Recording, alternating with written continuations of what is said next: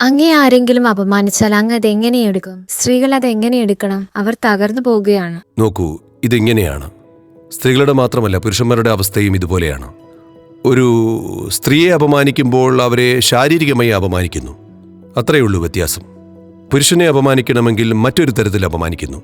ചെറിയ വ്യത്യാസമുണ്ടെന്ന് മാത്രം. പക്ഷെ അപമാനം ഒന്നു തന്നെയാണ്. അപമാനിക്കുന്നതിന്റെ ലക്ഷ്യം നിങ്ങളെ ചെറുതാക്കുക എന്നതാണ്. ശരിയല്ലേ? ഒരാളെ അപമാനിക്കുന്നതിന്റെ ലക്ഷ്യം അവർ ചുരുങ്ങിപ്പോകണമെന്നതാണ്. ഇതാണ് സമൂഹത്തിൽ നടക്കുന്നത്. ഞാൻ നിങ്ങളുടെ കൂടെ ഇരിക്കുമ്പോൾ ഞാൻ ആഗ്രഹിക്കേണ്ടത് നിങ്ങൾ വളർന്ന് വലുതാകണമെന്നാണോ അതോ നിങ്ങൾ ചെറുതാകണമെന്നാണോ? പക്ഷേ സ്ത്രീകളെ ഞാൻ പറയട്ടെ, സ്ത്രീകൾ മാത്രമല്ല. ആർക്കാണ് ദിവസവും കൂടുതൽ അടി അല്ലെങ്കിൽ പ്രഹരം ഏൽക്കുന്നത്? കുട്ടികൾക്ക്. എന്തുകൊണ്ടാണ്? അവർ ചെറുതാണ്, പാവം. തിരിച്ചടിക്കാൻ കഴിയില്ല. സ്ത്രീകളുടെ കാര്യവും അങ്ങനെയാണ്, പുരുഷന്റെ കാര്യവും അങ്ങനെയാണ്. സ്ത്രീ ആയതുകൊണ്ടല്ല അടിക്കുന്നത്, സ്ത്രീ ആയതുകൊണ്ടല്ല കഷ്ടപ്പെടുന്നത്. ആരെങ്കിലും ബലഹീനരായി കാണപ്പെടുമ്പോൾ അവരെ ആളുകൾ അടിച്ചമർത്താൻ ശ്രമിക്കുന്നു.